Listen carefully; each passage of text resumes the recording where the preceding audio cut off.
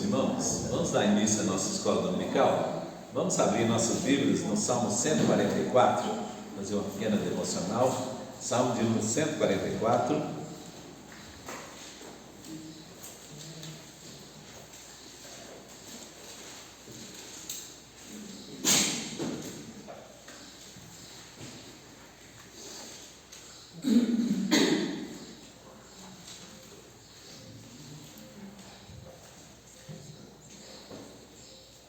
Amém? Desse diz assim: Bendito seja o Senhor, rocha minha, que me adestra as mãos para a batalha e os dedos para a guerra. Minha misericórdia e fortaleza, meu alto refúgio, meu libertador, meu escudo, aquele em quem confio e quem me submete o meu povo. Amém. Que Deus abençoe o texto. Nós vemos até o verso de número 2. Irmãos, esse salmo é um salmo de Davi. Nós temos falado aqui que Davi, ele escreveu muitos dos salmos naquele período em que ele estava ainda, ele já tinha sido coroado rei, ungido rei, né? Ungido rei, mas ainda não havia assumido o trono. E Saul ainda era rei em Israel. E Saul perseguiu Davi, né, durante muitos anos, né, perseguindo até que depois Saul morreu e Davi assumiu o trono. E nesse período, então, Davi escreveu salmos, né? E esses salmos de Davi eram os cânticos que o povo de Deus cantava lá no passado. E aqui Davi expressa a confiança e dependência no Senhor, né? E ele usa a expressão bendito seja o Senhor, né? Essa palavra bendito no hebraico, ela tem um sentido de elogio, de elogiar, falar bem, né? Então, dizendo assim, que é como se ele estivesse falando bem de Deus por meio de agradecimento, né? Então, como a gente diz assim, Deus é maravilhoso, Deus é bondoso, né? Deus é sempre bom, né? Então, Davi está dizendo isso e ele fala assim, porque o Senhor é quem o conduzia e o preparava.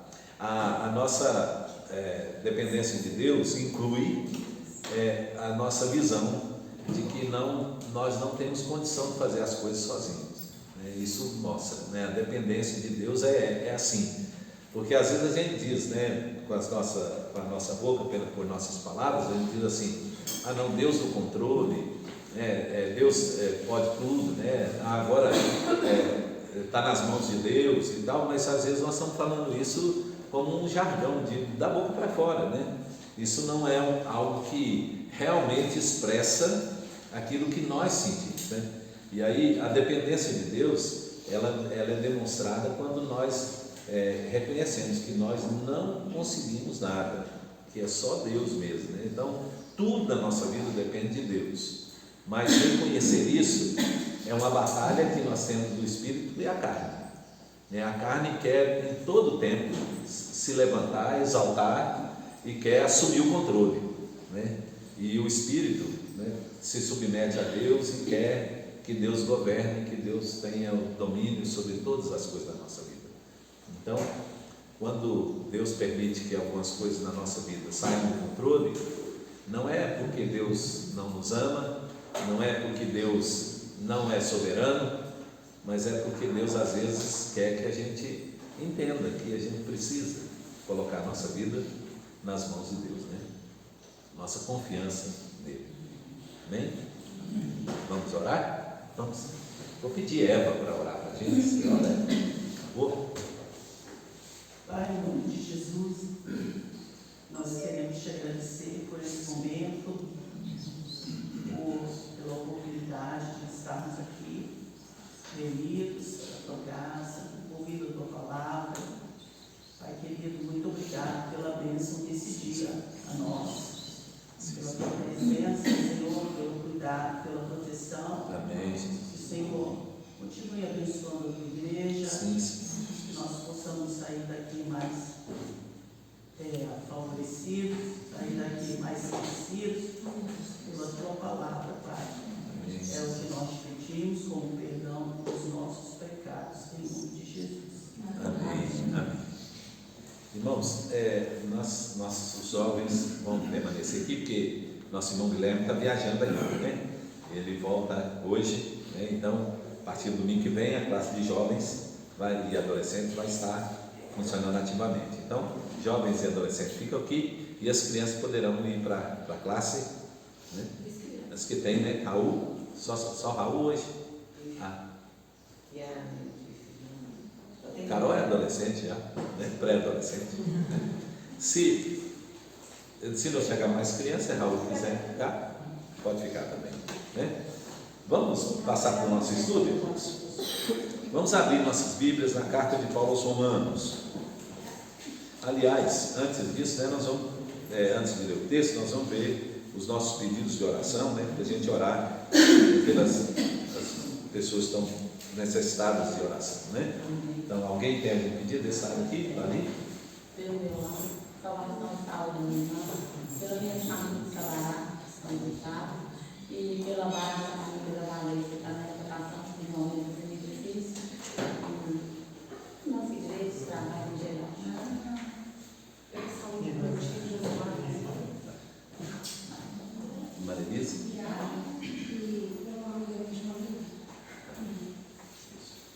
Betinha? Eu me aviso, graças a Deus, eu entendi que eu vou subir aqui.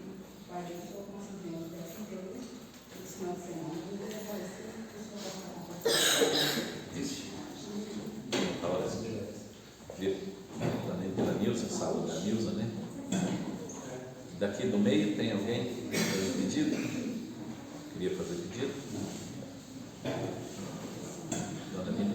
Dona Nina? De cá, seu Jones? Eu pedi para algumas pessoas para enviar a irmã da vida, se a gente operar, fora, terça-feira na interna. E o sobrinho dela é grávido, sofreu um AVC. E por essas duas. Tá. Beto? Minha irmã, Rosana, Vamos lá. ela teve um problema na cabeça, entendeu? Aí eu pegou, mas eu desconfiei que não está muito legal, não, sabe? Não está olhando? Né? Tá ligado. Tereza? Eu estou pensando na minha família, com várias pessoas da minha família que não estão muito bem de saúde, principalmente Madalena, e para Zé Robson, que não é mais de Maduro. Tá. Por Lenin Carlos. Ela? Pastor, eu estou querendo pedir oração pela Jusilene, o nome dela é Jusilene, ela é sogra do meu filho. Ela está passando muito mal por esses dias, a pressão não baixa, tá? Então ela já correu com ela assim 2 vezes em estado muito crítico, né? E aí o médico descobriu que uma veia obstruída, né? Então vai precisar de todo um processo. E assim, está dando muita angústia na família essa situação. A mulher é Jusilene, ela é boleira, trabalha em casa, uma pessoa muito jóia, sabe? Então eu queria pedir oração por ela. Ela também tem o Senhor, né? Está passando por isso aí. Tá, vamos orar. Você? Família. Aquela família, né? Deus consolar no meu coração, né? Dos familiares, né? Perdeu gente querida. Mais alguém? Nós recebemos um pedido que a tia de Vinícius Antunes, né? Vinícius que é casado com Rebeca, filho do pastor de carne, a tia dele está fazendo cirurgia hoje, né? Então nós vamos orar por ela. Ele pediu, disse que a cirurgia é bem delicada, então vamos orar, né, por ele também, tá? Nós vamos ler o texto e logo depois do texto nós vamos orar, tá? Capítulo 2, nós vamos começar a leitura no versículo 17, Romanos, capítulo 2, a partir do verso 17, nós leremos até o verso de número 29. Romanos, capítulo 2, 17 até o versículo de número 29.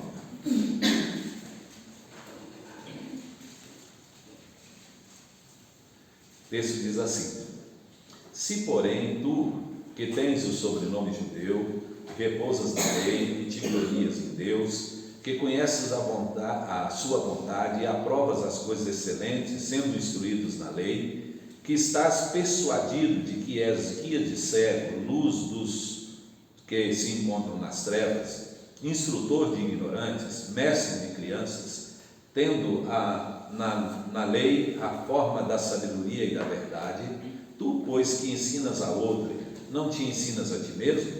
Tu que pregas que não deves furtar e furtas, Dizes que não se deve cometer adultério e cometes. Abominas os ídolos e lhes roubas o templo. Tu que te glorias na lei, desonras a lei pela transgressão da lei? Pois, como está escrito, o nome de Deus é blasfemado entre os gentios por vossa causa. Porque a circuncisão tem valor se praticares a lei. Se és, porém, transgressor da lei, a tua circuncisão já se tornou incircuncisão.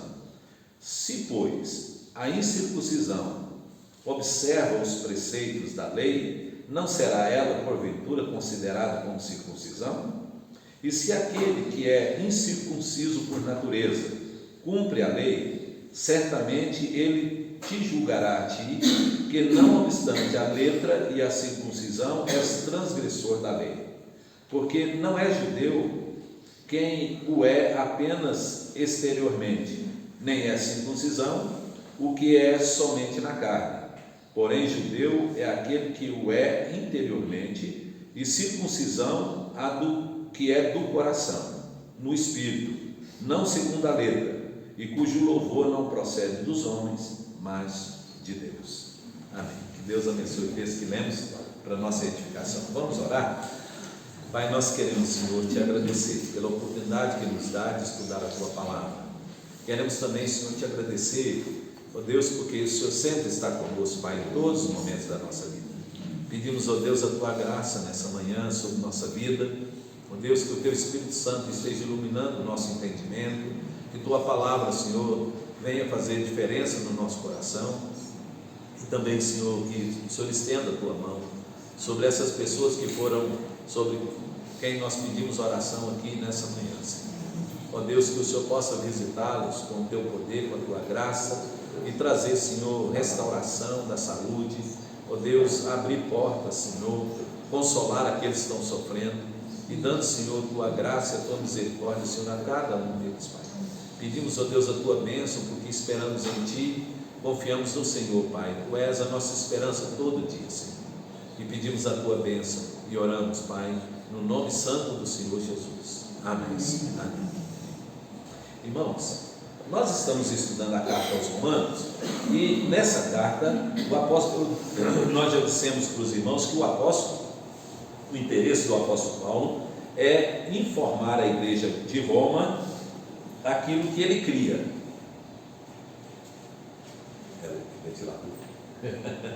Então, daquilo que ele cria. Se a gente lê a carta aos Romanos com essa visão, vocês verão que há aqui todo um tratado teológico, onde Paulo fala das principais doutrinas bíblicas, né? Então está na carta aos Romanos assim, uma exposição clara de tudo aquilo que é a doutrina da palavra de Deus, as doutrinas da palavra de Deus. E por isso Paulo estava querendo informar a igreja de Roma: olha, eu creio nisso, né? Lembra os irmãos que Paulo estava para ser enviado, queria ser enviado até a Espanha, para pregar o evangelho na Espanha, e Roma seria uma porta onde Paulo chegaria e esperava que a igreja o enviasse até a Espanha, então sustentando, né, dando apoio, né, para que ele pudesse cobrir a obra missionária. Então Paulo vem descrever: olha, eu sou missionário, eu sou apóstolo do Senhor Jesus, e eu creio nisso. E aí coloca tudo isso aqui que nós lemos. Então, no capítulo 1, o apóstolo fala sobre o seu chamado e fala sobre a verdade do evangelho. E ele diz uma coisa muito interessante nos versículos 16 até o versículo 18. Ele fala assim do poder do evangelho de chamar, de atrair as pessoas. Ele diz que Deus usa o evangelho, e aí esse evangelho, ele diz, é o poder de Deus para a salvação de todo aquele que crê. Aí ele coloca judeus e gregos, então judeus e gentios, né? Gentios era designação para aquele que não era judeu, né? E aqui no caso a igreja de Roma provavelmente era formada também de judeus e gentios, né? Judeus e gregos, que ele cita aqui.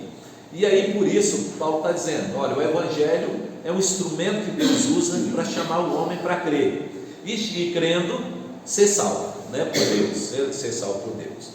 E aí agora, a partir do verso 18, Paulo então vai falar sobre o porquê que o Evangelho, Deus precisa usar o Evangelho para chamar o homem e porquê que o homem precisa de salvação.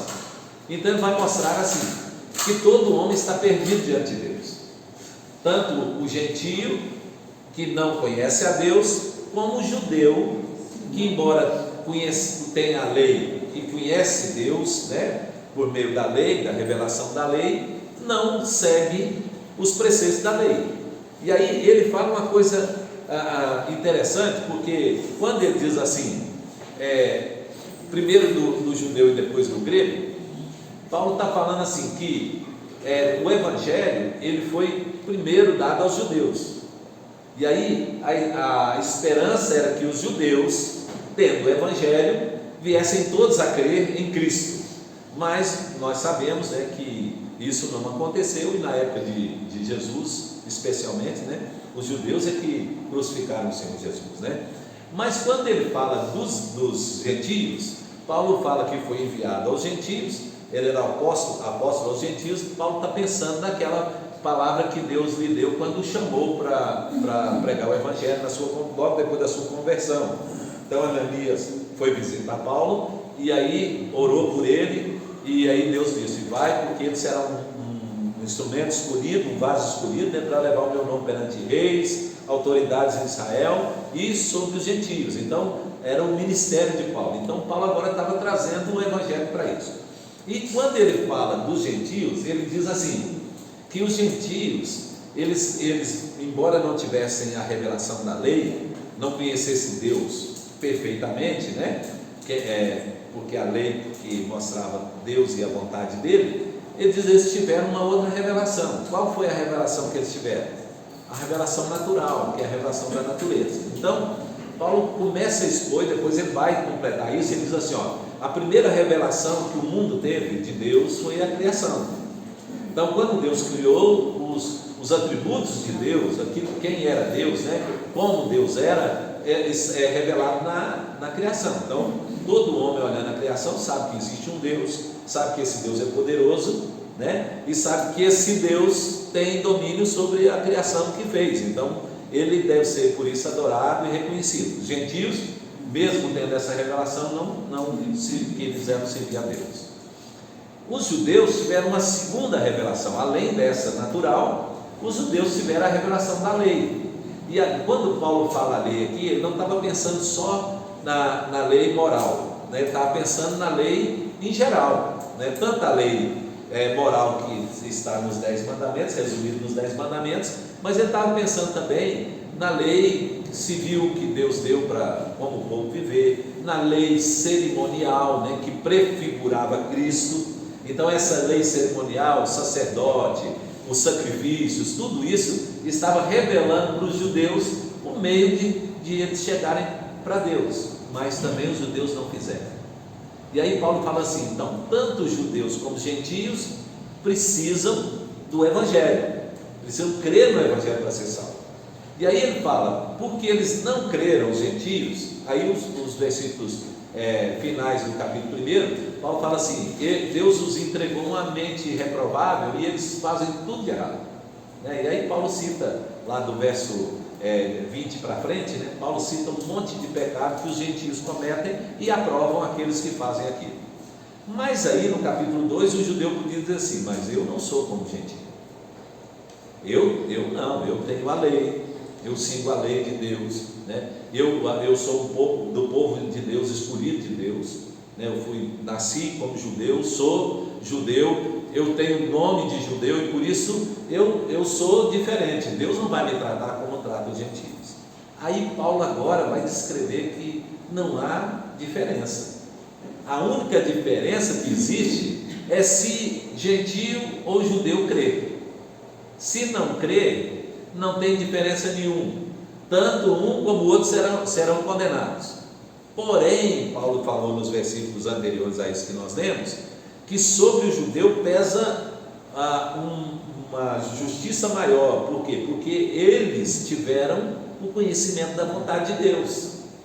Os gentios tiveram o conhecimento de Deus, e aí eles não tiveram lei, então eles tiveram o conhecimento de Deus. Mas os judeus, além do conhecimento de Deus, eles tiveram também o conhecimento da vontade de Deus. Então quando eles não seguem a Deus, quando não servem a Deus, eles são mais, entre aspas, mais responsáveis do que os outros diante de Deus. E aí, nós falamos aqui que o julgamento que ele está expondo, aqui no apóstolo Paulo está expondo, não é o julgamento de condenação ou salvação, porque Paulo diz, todos dois vão ser condenados, o que não creu, então a condição para não sofrer a condenação eterna é receber Jesus como seu Salvador. Essa é a condição que Deus estabeleceu na palavra. Então, não importa se é gentio ou se é judeu, se não recebeu, vai ser condenado. Agora, o julgamento que ele está falando aqui não é para a salvação, mas o julgamento aqui é dos seus atos pecaminosos. Então veja, uma pessoa que não teve tanto conhecimento da vontade de Deus, muitas vezes ele pode estar pecando por ignorância. Então sobre ele o juízo será menor do que aquele que, tendo conhecimento de Deus, peca contra a lei de Deus, contra a norma estabelecida por Deus. Então já aqui também traz sobre nós uma responsabilidade muito grande. Quanto mais conhecimento nós temos de Deus, quanto mais relação nós temos com Deus, mais responsabilidade nós temos quanto à sua vontade. Então Paulo diz sobre isso aqui no texto, os outros apóstolos também falaram. E aí os pecados que nós cometemos podem ser pecados por ação, podem ser pecados por pensamentos, podem ser pecados por omissão. E ele diz, Tiago diz que aquele que sabe que deve fazer o bem e não faz, nisso está pecando. Então, também sobre nós naquele dia, no dia do juízo final, Deus trará à luz os nossos pecados, todos e até aqueles pecados ocultos, e aí nós seremos julgados quanto aos nossos erros, nossos pecados, e quanto aos nossos acertos, para as bênçãos eternas, não para a salvação, mas para as bênçãos eternas, que nós vamos receber lá no céu, e os que não creram, eles serão julgados para as penas eternas, Então quem tinha mais conhecimento será julgado com base no conhecimento, que é o caso do judeu, e quem não tinha tanto conhecimento como o gentio será também julgado pelos seus erros quanto à luz que ele recebeu. Porque Paulo diz, porque mesmo o gentio não tendo a lei, ele tem uma norma da lei dentro do seu coração, e dos seus pensamentos, que acusa e defende. Então ele sabe que tal coisa é pecado. Qualquer cultura que você for, matar é pecado, tirar a vida é pecado, Para o judeu, há uma lei que diz não matarás. E para nós, irmãos, que somos crentes, Jesus ampliou ainda mais isso. Há uma lei interna, não apenas a lei externa, mas há uma lei interna, que Paulo disse assim, se você conhece a lei interna do coração, então a responsabilidade é muito maior ainda, Nós temos muito maior responsabilidade. Jesus falou que a lei, ela não é apenas externa, mas ela é também interna. Ele diz assim, porque às vezes a pessoa pensa que se eu não estiver praticando mal, eu estou isento, mas se eu estiver desejando mal, ou se eu estiver usando os meus pensamentos sobre o mal, também eu estou pecando. É pesado, Pergunta aí, gente, nessa introdução nossa. Pode perguntar. Antigamente, tinha que matar a pessoa, para estar dentro desse quesito aí da lei. Hoje não, hoje só faz você odiar o seu irmão se já é assassino. Então, triplicou, dobrou a questão da... E o judeu ela usava desse artifício para dizer que ele nunca matou ninguém.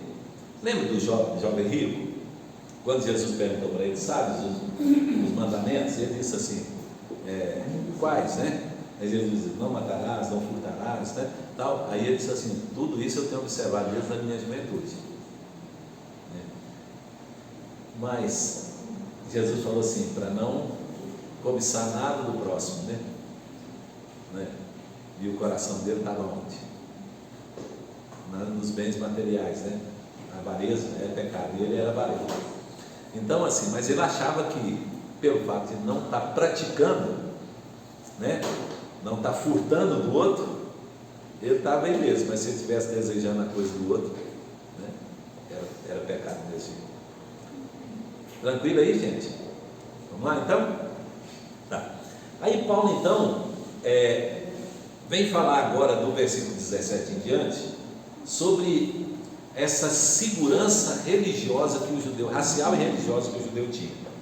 Então, se você olhar no verso 17, ele diz assim: se porém tu que tens sobrenome judeu, repousas na lei, te glorias em Deus. Então, Paulo está dizendo que eles pensavam o seguinte, que pelo fato deles serem judeus, deles conhecerem a lei e deles gloriarem em Deus, né, ou esperarem em Deus, colocar em Deus a sua esperança, eles estavam seguros quanto ao juízo de Deus. O juízo de Deus não cairia sobre eles, né?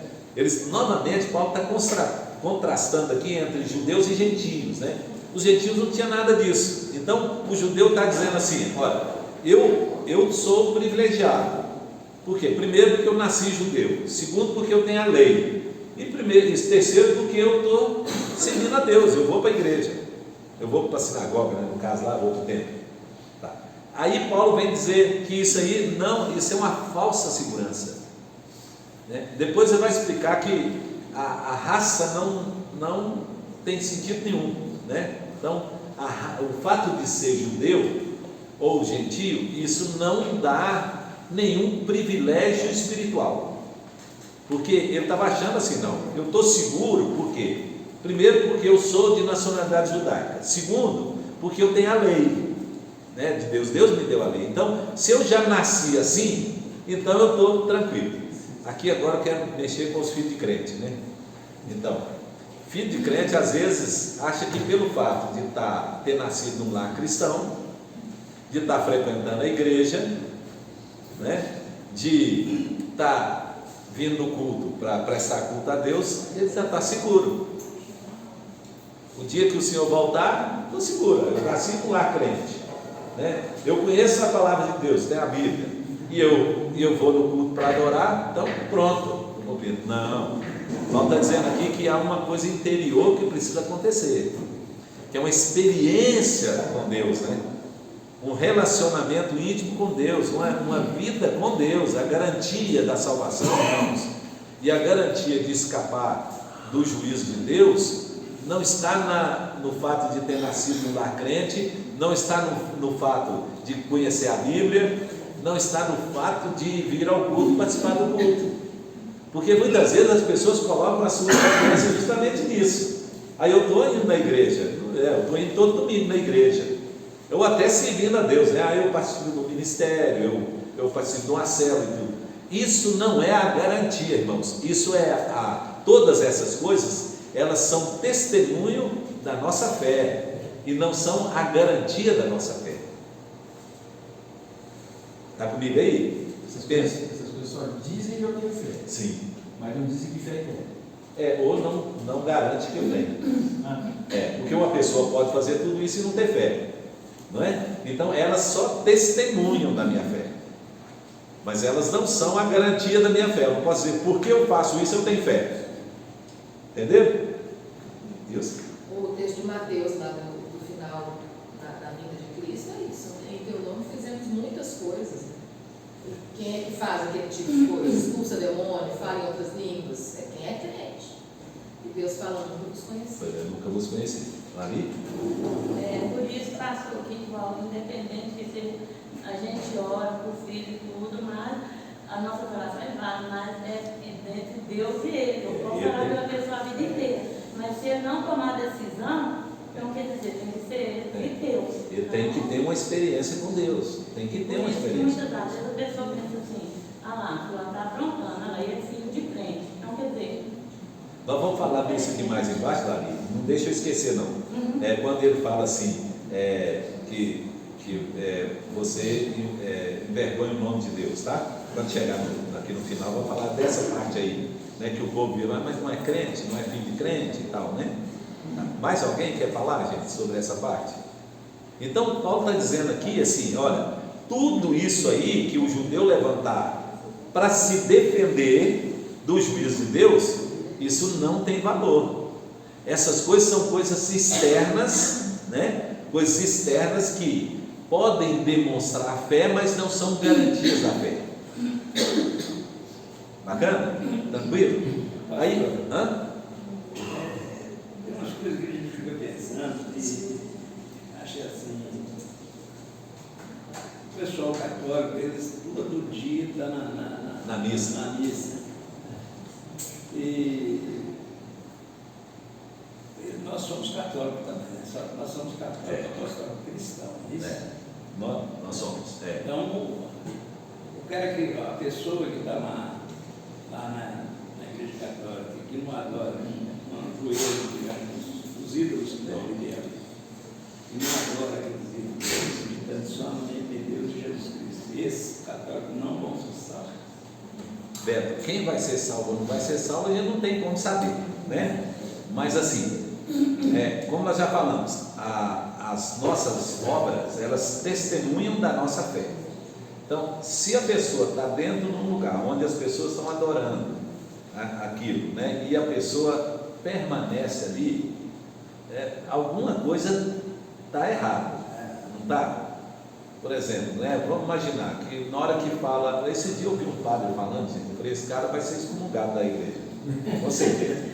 Ele virou e falou assim, ó, vocês estão achando que vocês estão fazendo certa a oração da Ave Maria? Aí falou assim, ó, a primeira parte da oração da Ave Maria está certa, né? Ave Maria, cheia de graça, Senhor é convosco, bendito sois vós, entre as mulheres, bendito é o fruto do vosso ventre, Jesus. Está tudo certo, isso é bíblico, faz parte até do credo apostólico nosso. Agora a segunda parte, ele falou, a segunda parte não é bíblica não, né? E está errado, ele falou, está errado, quem está fazendo isso aí está pecando. Ele falou, deixa ele. Eu falei, epa. Aí ele falou assim, ó, Santa Maria, ela não é santa, né? Ela é pecadora também.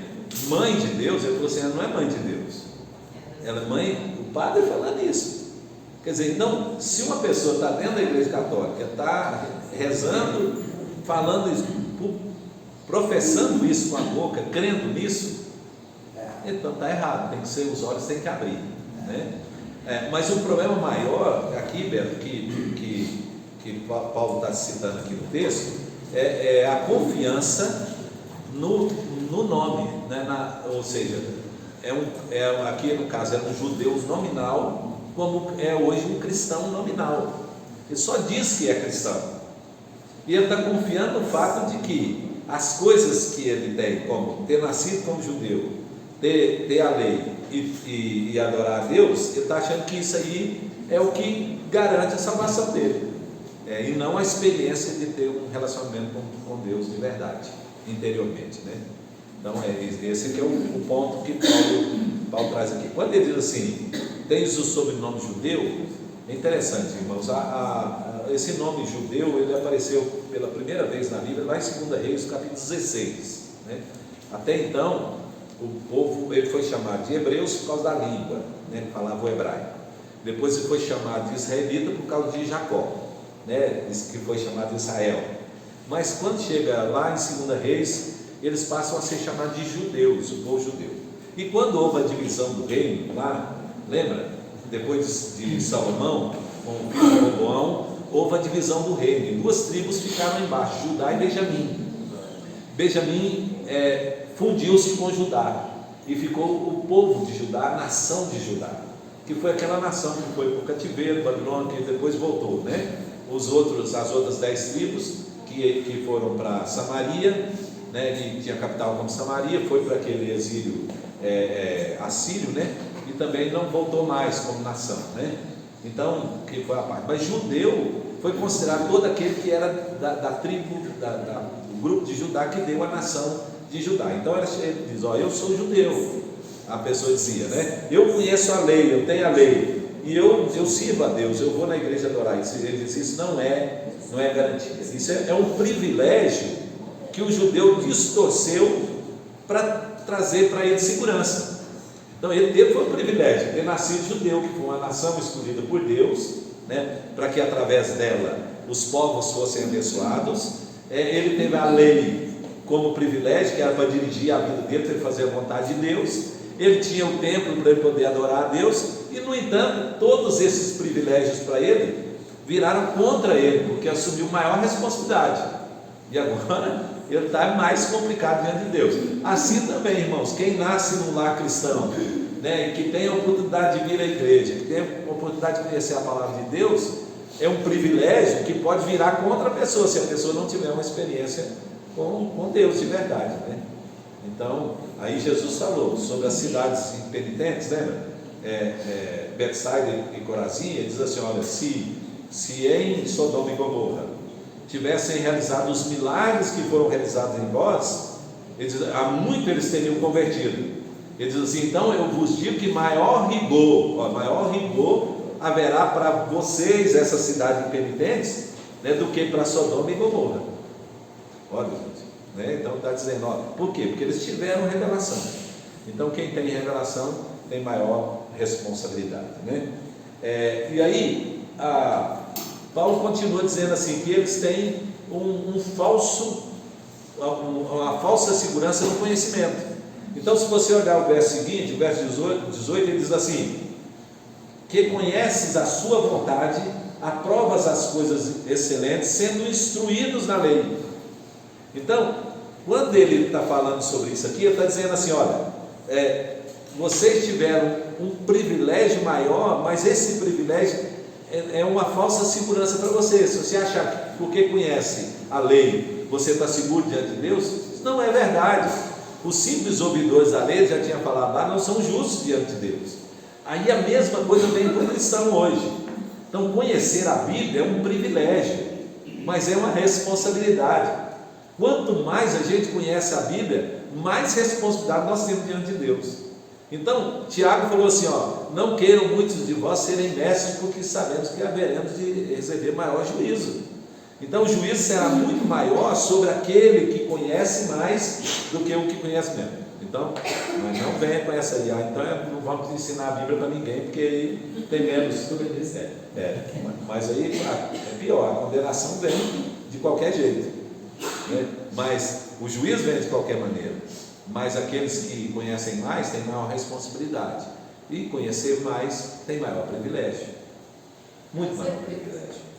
Pensa, se eu sei que uma coisa é errada e eu não faço, né, então eu tive um privilégio de conhecer, eu não estou pecando por ignorância, não é? Então Paulo está dizendo aqui: olha, você que usa a lei de Deus, né, dizendo assim, eu conheço a lei, eu sei o que é bom, o que é certo, o que é errado, eu fui instruído na palavra de Deus, na lei de Deus. Paulo diz assim: olha, a aprovação dessas coisas excelentes aí, né, elas trazem sobre você maior compromisso, maior responsabilidade, né? Então, muito maior responsabilidade, porque você foi instruído. Irmãos, o judeu, a criança era instruída na lei de Deus a partir dos 5 anos.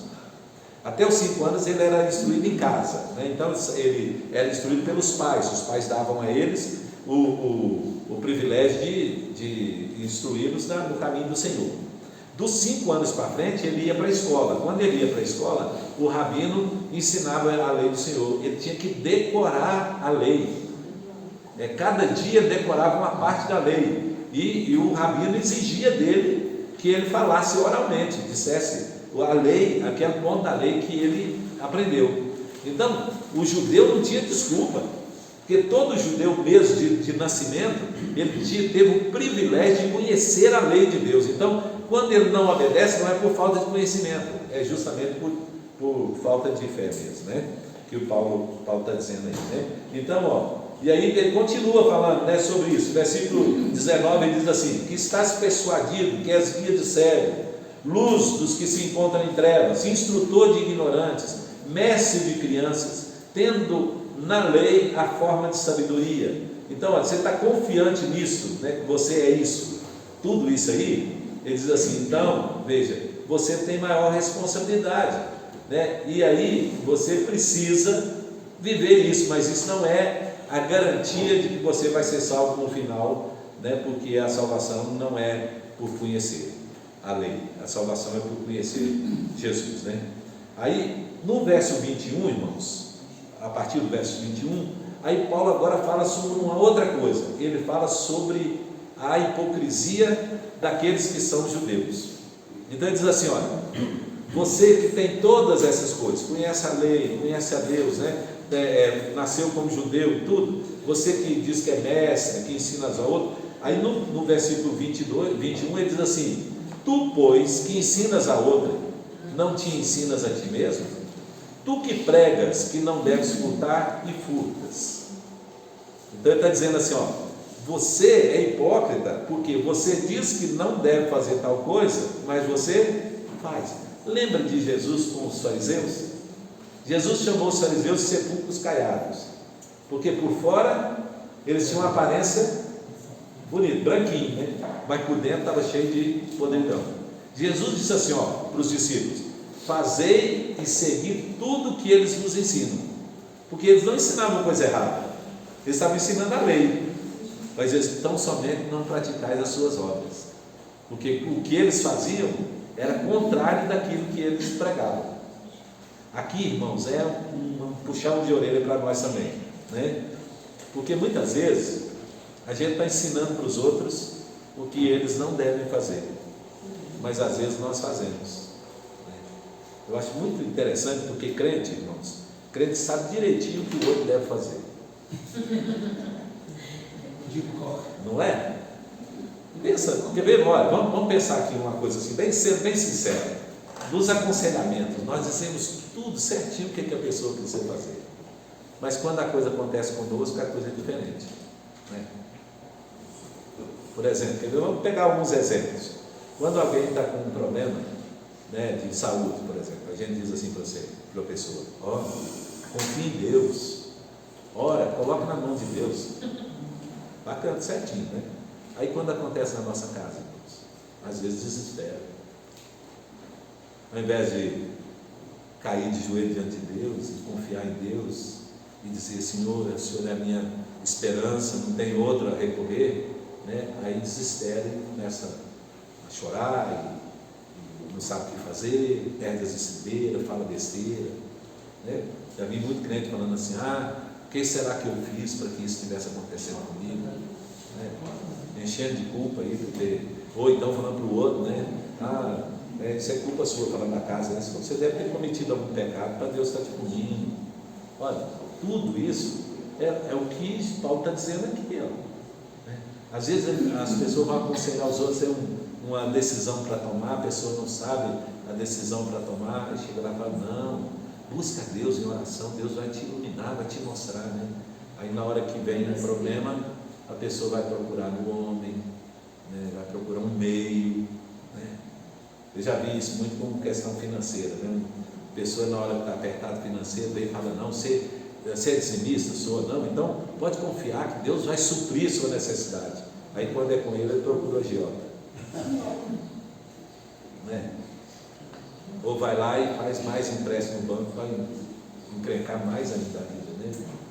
Então Paulo está dizendo isso aqui: pregas aos outros, mas quando você quando é com você, você não pratica. Seu Janos? Paulo ensina essas coisas aí. Dizem que ele ficou 3 anos aprendendo em determinado lugar. No deserto da Arábia. Então, Jesus equipou ele.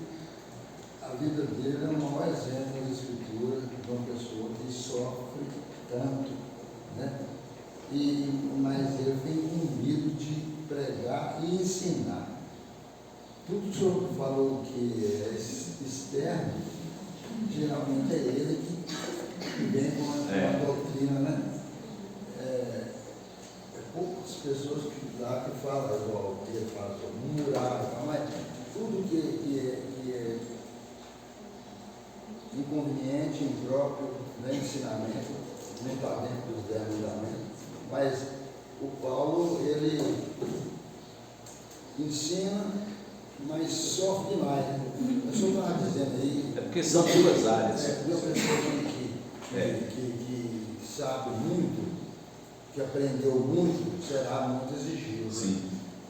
No convívio, do problema, né? A pessoa sabe muito e conviver com o problema. É porque são duas áreas diferentes, né? Vem cá, deixa eu ministrar isso para vocês aqui, isso é muito importante, tá? Deixa Deus falar o seu coração sobre isso. Nós temos duas áreas da nossa vida que são muito importantes. O conhecimento que nós temos das coisas de Deus, e quanto mais nós conhecemos as coisas de Deus, elas são para nortear a nossa vida prática, aquilo que nós fazemos. E as provações e dificuldades que nós enfrentamos, elas são para trabalhar o nosso caráter, aquilo que nós somos.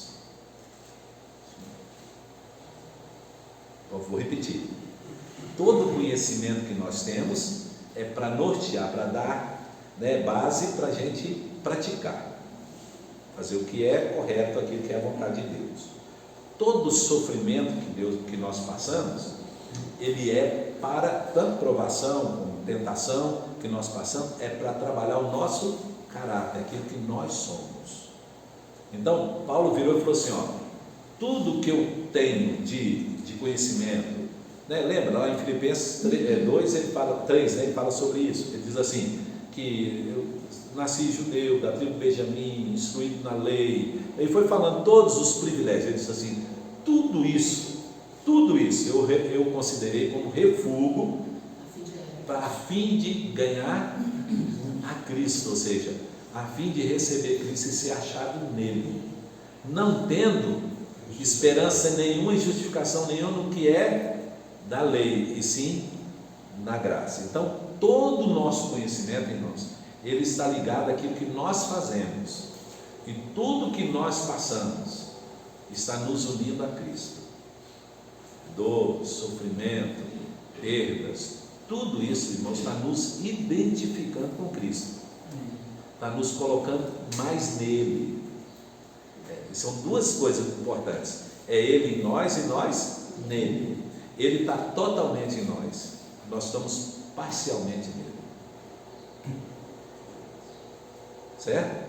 Quanto mais nós nos identificamos com Jesus, né, quanto mais nós nos assemelhamos a Cristo, mais nós estamos nele, em Cristo. Então, por isso que é necessário as provações, por isso que é necessário as lutas, porque a luta, irmãos, não é só um teste da nossa confiança, da nossa fé. A luta é uma forma de nos identificar com Cristo, de nos colocar mais nele, de estarmos mais unidos a Cristo. Então, crente tem que passar por luta.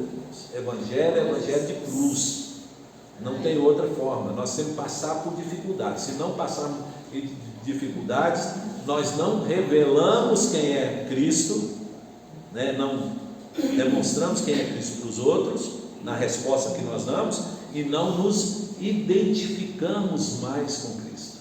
Então, o grande perigo para o crente não é passar por luta e desviar. O grande perigo para o crente é não passar por luta e desviar. Desistir, ou desistir da luta, mas é não passando, tendo a vida folgada, esfriar. Não, mas assim, tem uma questão que vem reafirmar aquilo que Jesus veio, né? Que aí é uma mudança de dentro para fora. Sim. É uma transformação, né? É uma transformação, né? E a gente cada vez parece mais com Cristo internamente, e depois isso vai se revelando aonde? Externamente, né? Mas aí a igreja ensinou, né? Uma crítica para a igreja. A igreja ensinou primeiro externamente, né? A pessoa vem para a igreja, a gente passa para ela tudo o que ela deve e não deve fazer. Não é assim? A pessoa sabe direitinho como que é crente, quem é crente, quem não é crente, pela forma com que deve fazer ou não fazer.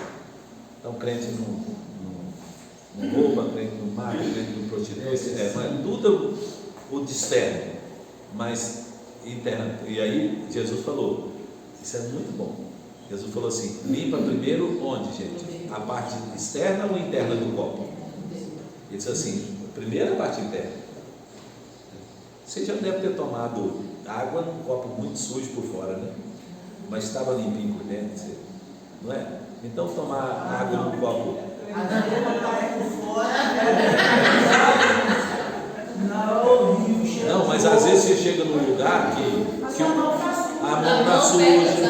mão está suja, o copo estava em cima do lugar que estava sujo por fora, mas está limpinho por dentro, você tomar, você tem coragem de tomar. Se tiver sede, agora se tiver sujo por dentro, aí nega. Nem jeito. Ô pastor, o senhor falou sobre duas coisas, conhecimento e sofrimento. Mas o que sustenta a gente no sofrimento na vida cristã é o conhecimento de Cristo. Então, existe um conhecimento que é saudável e que norteia e que sustenta a gente no momento da luta e da adversidade. E sem esse conhecimento, aí existe uma chance forte de você não entender o que você está passando, o deserto, e você ter que passar de novo e não compreender, então os processos vão se repetindo. Por isso que é importante, como o Paulo falou aqui, conhecer. É importante, porque aí se a pessoa fala assim, não, mas eu não quero conhecer para não ser mais cobrado por Deus, né? O erro vai ser pior, né? É lógico que a Bíblia diz que o saber ensoberbece, o amor edifica, né? Então não é o saber que te deixa soberbo, mas é o que te aproxima de Deus e que te capacita a passar por toda a adversidade. Isso aí. E a pessoa que sabe um pouco também, ela talvez procede errado, não é mesmo? Agora, Paulo era perfeccionista, Não. Não. Ele mesmo falou, não que eu tenha obtido, que tenha alcançado a perfeição, mas uma coisa eu faço, né? Esquecendo que para trás fica, prossigo. Né? Porque falou que tudo que eu quero fazer eu não consigo. Não, ali ele está falando da época, da parte da carne, né? A carne é assim, a carne, quando a carne está dominando o corpo, aquilo que a gente está dominando a alma, né, do indivíduo, aquilo que ele quer fazer, o bem que ele quer fazer, não faz. Mas quando é o Espírito que está dominando, aí ele consegue fazer. Quando ele falou que ele era fariseu também, era hebreu, judeu, estava falando com relação a esse assunto? Estava falando assim, que ele podia gloriar-se na carne. Né? Porque na segunda carne ele era isso. Ele disse, mas tudo isso eu joguei por fora. E antes de mim, ele falou assim, eu quero gloriar-se na cruz de Cristo, né? Não nessas coisas. Porque às vezes foi falado, né, em relação a pessoa passar por lutas e dificuldades, aflições, às vezes chora, às vezes comenta, reclama, né? Isso aí faz parte da humanidade, isso faz parte do nosso como ser humano, né? Às vezes o irmão está passando por luta, eu passo muito por isso. Às vezes, tem uma vez que a gente estava aqui, na salinha, aí chegou uma menina desesperada, chorando, pedindo oração para minha filha, que é isso? Que é isso? Que eu vou, que você quer oração, vou orar por você. Deus está no controle desse negócio, vou terminar para ser minha rindo, deu presente para todo mundo, e foi embora para estar pulando. Eu fico só uma semana, eu entrei numa crise, Deus não mandou ninguém lá para mim, e eu saí pulando, eu fiquei assim, péssima, e assim, só chorando. E assim, eu falei, caraca, quando ela estava ruim, eu fui lá e quando eu olhei para assim, eu estou ruim, que ninguém apareceu aqui, né? Aí me veio o Senhor na mente. Assim, teve horas que o Senhor falou, levanta, tua fé te salvou, vai lá, papá. E teve a hora que ele estava chorando lá, ninguém orou com ele, né? Senhor, aqui, se possível, eu não quero passar por essa parada, não sou humano, mas todavia, né? Faz a tua vontade. Então, na mesma hora, isso consolou meu coração, porque o Senhor trouxe isso aqui na minha mente, sabe? Sabe por quê, Eva? É porque assim, Deus sabe como que Deus vai tratar com a gente, né? Então, assim, para a gente não colocar confiança em nós mesmos, né? E aí, o choro, gente, o choro afetivo, o sofrimento afetivo, ele faz parte da vida cristã. O que não faz parte da vida cristã é o choro desesperado, desesperançoso. Qual que é a diferença? Dá um exemplo. O pai leva o filho doente para o médico. Ele chorar por ver a situação que está com o filho, ele chorar diante de Deus, pedindo Deus para curar, ele sofrer pela situação está ali, é um choro afetivo, é um sofrimento afetivo, né? A gente sofrer com os irmãos que estão sofrendo faz parte do propósito de Deus. Alegrai-vos com os que se alegram e chorai com os que choram. Isso faz parte da vida cristã. Agora, o que não faz parte da vida cristã é um choro desesperado. Por exemplo, você pode ver num velório os dois tipos de choro. Você pode ver num velório o choro de alguém que é crente, que chora pela perda, chora pelo amor pela pessoa que foi, chora pela falta que a pessoa vai fazer, e você pode ver uma pessoa chorando desesperada. Agora eu não sei mais o que vai acontecer com a minha vida, né? O que vai ser de mim agora? E aí, já viu isso?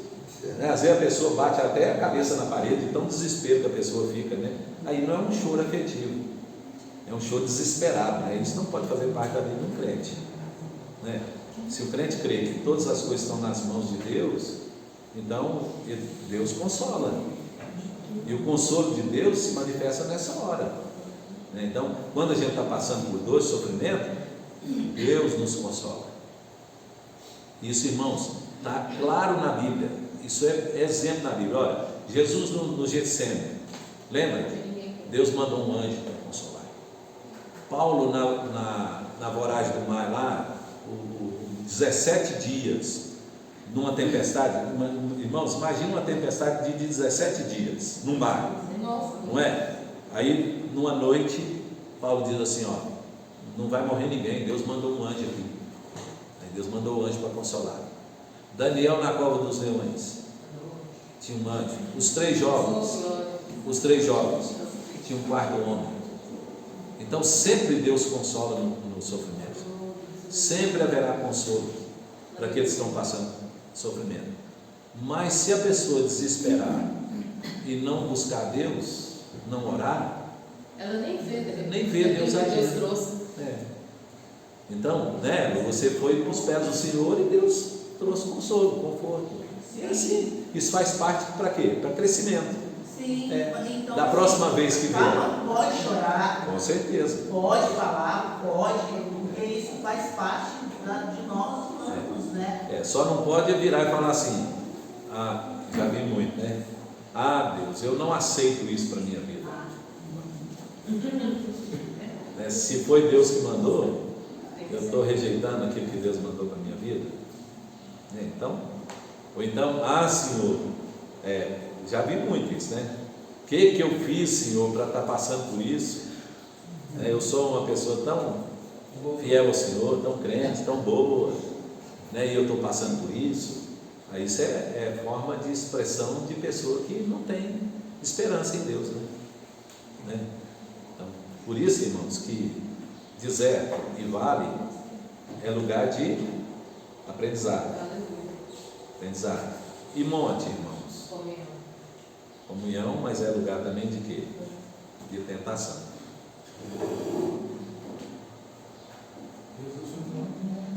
Jesus foi para o monte, mas o diabo também levou Jesus para o monte.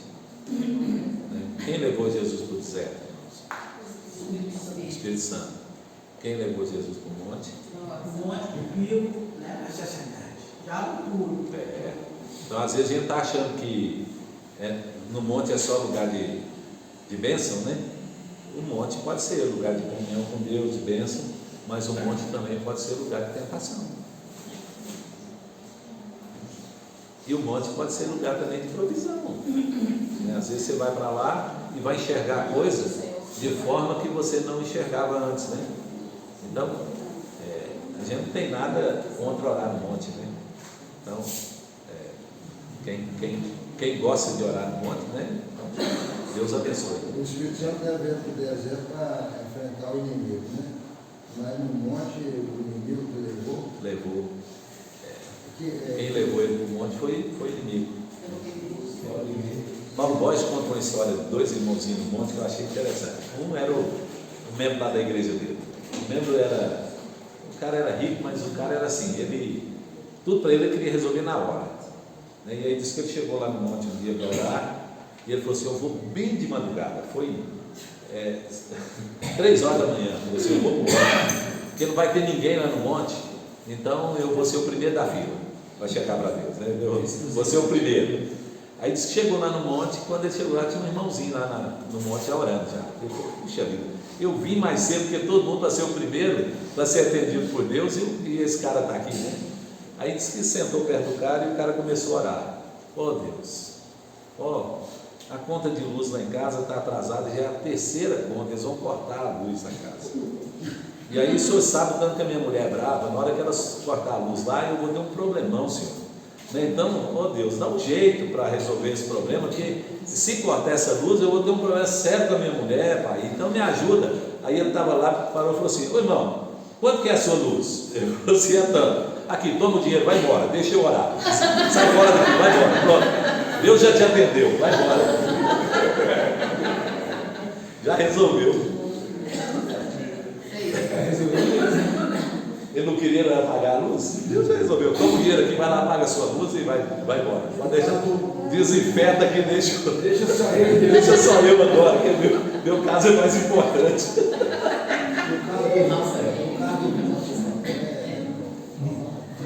Não, na tentação de Jesus, no deserto, o diabo levou Jesus para o templo e depois ele levou Jesus para o monte.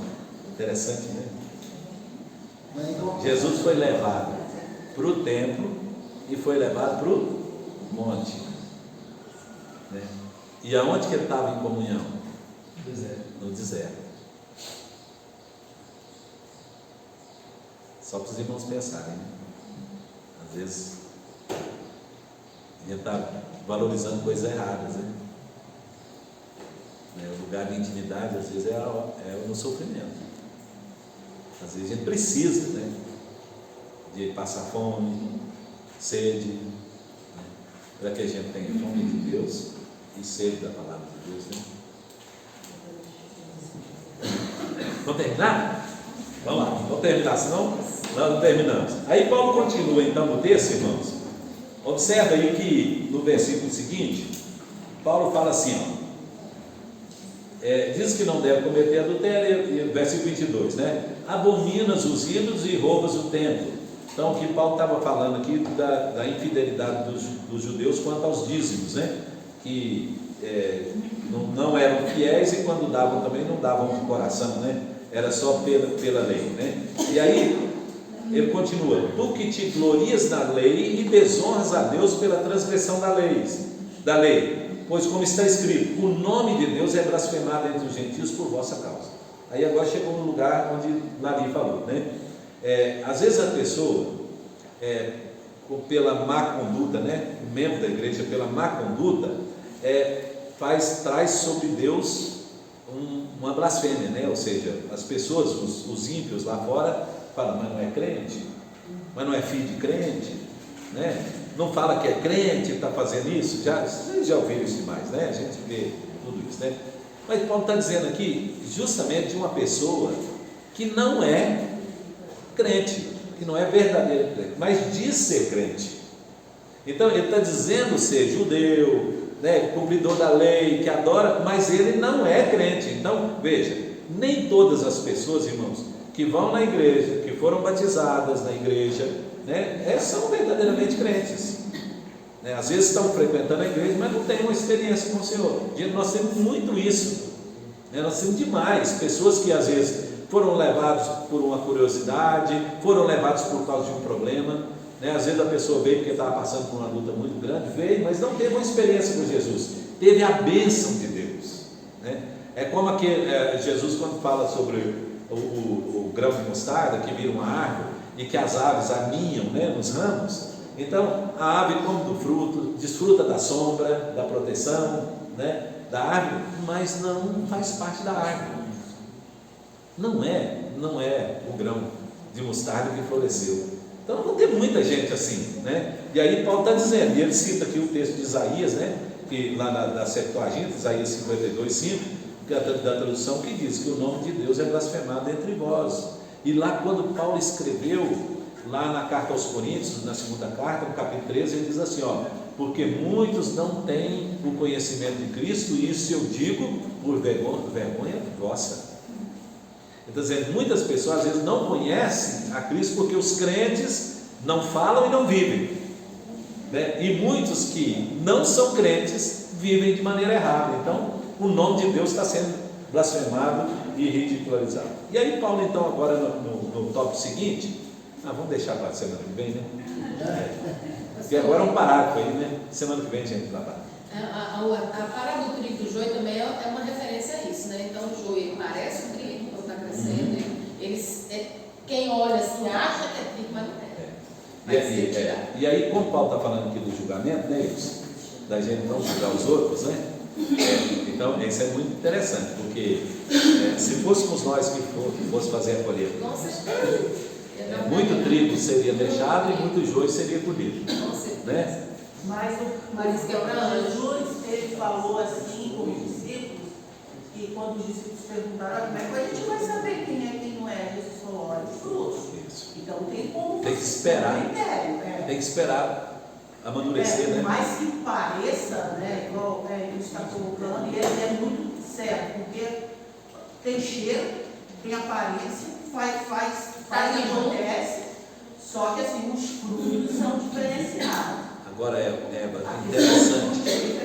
interessante, né? Aí tem duas coisas interessantes. Quer ver? Pensa aqui, irmãos, isso aqui são duas coisas muito interessantes. A árvore, a planta, ela é parecida, ela é quase idêntica. Então, um é trigo e o outro é joio, mas eles são quase idênticos, né? Não tem como uma pessoa diferenciar antes de dar fruto. Então, antes de produzir o fruto, não tem como diferenciar. Só que para produzir o fruto leva um tempo.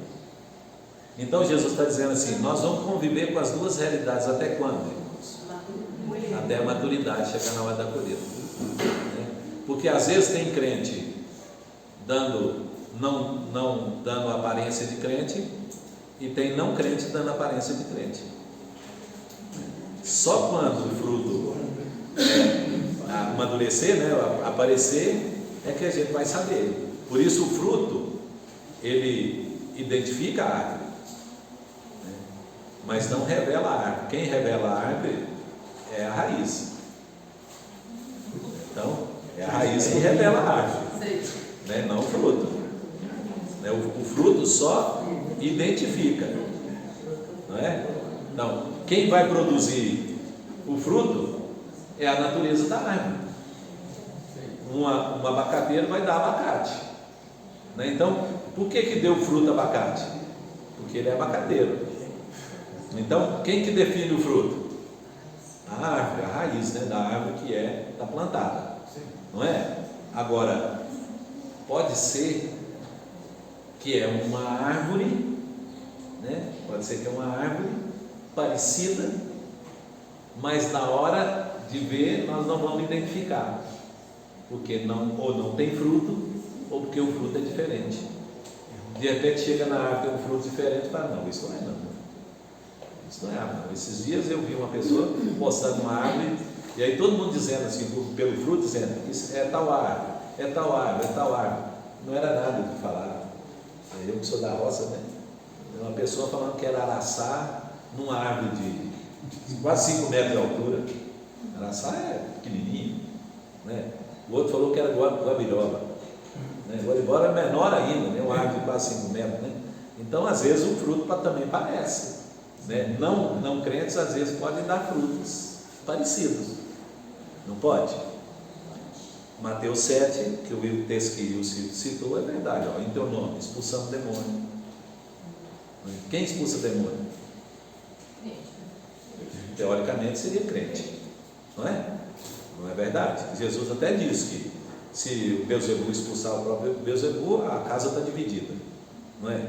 Mas Jesus disse lá que eles falaram, nós expulsamos o demônio, nós fizemos milagres, né? Então, e aí depois Jesus diz assim, apartai-vos de mim, não vos conheço. Quando ele diz não vos conheço, está querendo dizer assim, eu não tive relacionamento com vocês. Aí eu penso que tem um aprendizado muito legal nesse texto, que assim, porque tem pessoas que se apegam a esses tipos de coisa que é válido, que é próprio da igreja, que vai ter momentos que vai acontecer, só que isso não é o mais importante. O mais importante é a minha vida, aquilo que é de ensino que Jesus fala, né? de servir uns aos outros, servir os irmãos, praticar a caridade. Aí eu estou falando assim, bem raso, mas é muito mais outras coisas, assim, a questão do pecado, de levar a sério mesmo, de levar a sério não falar mentira, de levar a sério não fazer maledicência, essas coisas. Na verdade, esses são dois textos, né? O texto de fazer essas coisas é Mateus 25, e o texto de identificar o discípulo é o Mateus 7, né? Então, no Mateus 7, Jesus fala assim, de crente que faz coisa certa e de crente não crente que faz coisa certa. Então, ambos fazem, né? Porém, um tem o conhecimento de Cristo. Qual a palavra conhecer ali? Já expliquei para os irmãos, né? Não é saber quem é. Conhecer é relacionar. Então, um tem relacionamento com Cristo, o outro não tem.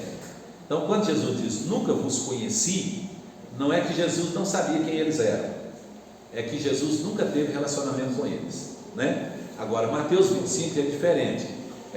Quando Jesus fala dos ímpios, dos bodes e das ovelhas, né? Jesus não era contra bode não, viu, gente?